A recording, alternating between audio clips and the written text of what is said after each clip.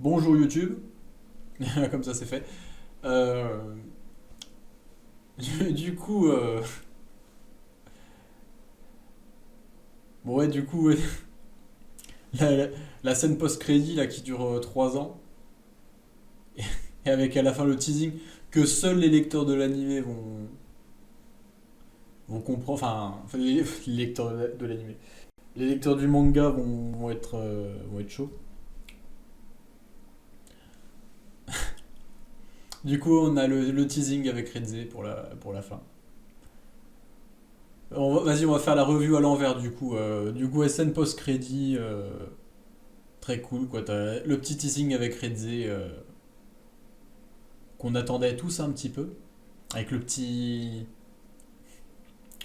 la petite fable sur le rat des champs et le rat de la ville.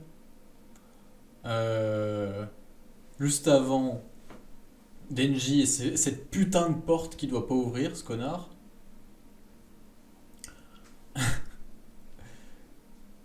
Aki qui fume sa clope. Enfin bref. Oui, ah oui, l'ending, parce que oui, quitte à faire à l'envers, voilà, on va parler comme ça. L'ending aussi qui est super bien choisi, je trouve. Enfin, de toute façon, si vous avez vu ma vidéo sur le génie de Chainsaw Man, euh, vous savez ce que je pense du rôle qu'a cette saison 1, donc cette première partie du manga, et qui d'ailleurs continue ensuite, hein, c'est pas, pas juste là. Et, euh, et du coup, enfin, de l'importance du développement de la relation entre Aki, Power et Denji. Et du coup, oui, c'est sûr que l'ending, pour le coup, il est vraiment à propos, quoi. Surtout qu'en plus, ce que j'ai trouvé sympa, c'est que la scène post-crédit qui est juste après l'ending, en fait, c'est la suite de l'ending. Tu sais, t'as la scène où ils sont là, ils bouffent, ils s'étalent par terre, machin. Puis t'as Aki qui sort fumer la clope d'Imeno, là. Bref. Et on pourrait faire de la branlette hein, sur la clope d'Imeno. On pourrait en faire, hein. Est-ce que le fait que la clope symbolise la vengeance et le fait qu'il la brûle, ça veut dire qu'il se consume dans sa vengeance? Est-ce qu'au contraire, ça nous dit que il consume le concept même de vengeance et qu'il commence petit à petit à abandonner l'idée même de vengeance? Quand tu connais la suite, tu y a de quoi faire un petit truc. Mais bref. Du coup, ouais, l'épisode était vachement cool. Il y a eu beaucoup de CGI. Il y a beaucoup de CGI bien faites. Donc voilà, moi j'ai pas. Perso, je suis pas du tout anti-CGI. Faut juste que ça soit bien fait, et là c'était le cas, hein. C'est vrai que des fois ça peut perturber un petit peu et tout, mais moi perso, ça me perturbe pas plus que ça. Donc ouais, le combat était à peine rallongé entre Denji et Katanaman et c'était très très bien. Le, le- il y a juste ouais, le moment où Denji fait son Zoro là avec son pied là. C'était quand même vachement long. Je me dis putain le mec quand même il a mis un moment à se rendre compte qu'il s'était fait couper en deux. Mais bref. Mais ça c'est les plaisirs de l'animation, tu vois.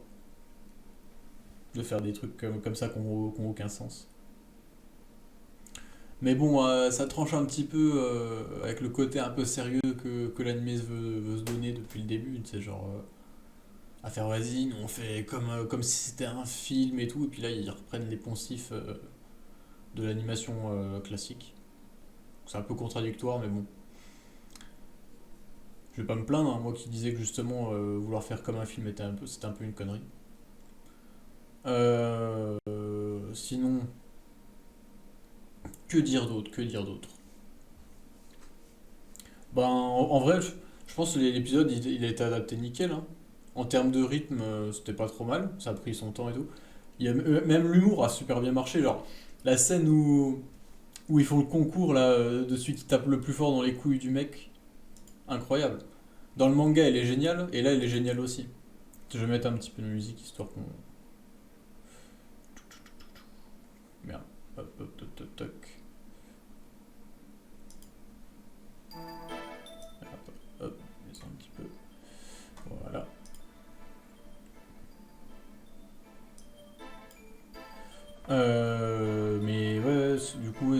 c'était vachement cool cet épisode.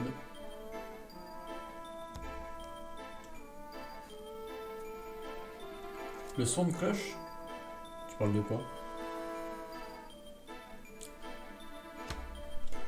En tout cas, ouais, pareil, les... Ushio il s'est un petit peu plus lâché là. Enfin, il y a eu beaucoup de thèmes. En fait, j'ai l'impression que dans cet épisode, ils ont remis un peu tous les thèmes les plus marquants de comment? Ils ont mis un peu tous les thèmes les plus marquants des épisodes d'avant. Salut Léo. Genre, tu sais, un peu tous les thèmes qu'on a notés dans des scènes qui étaient pas mal et tout. Là, c'était vachement. Je crois que. Enfin, oui, ils ont un peu tout remis. Pour faire un menu best-of. Mais bon. Tant mieux. Ouais, il y a déjà eu la réac. Je fais un peu tôt cette fois. Mais ouais, du coup, ouais, l'épisode était vachement cool. Hein. Qu'est-ce qu'on pourrait faire d'autre? Ah, je peux faire mon habituelle comparaison manga, manga animé, si vous voulez. Ah oui, mais ça va être chiant. Oh, je vais essayer quand même. Est-ce que ça passe? Ah oui, non. Bon, non, bon, on pourra pas. Dommage. Du coup, oui, c'est assez cool. Qu'est-ce qui a déjà été... on a surtout parlé de l'ending qui était vachement bien incrusté, qui était pertinent.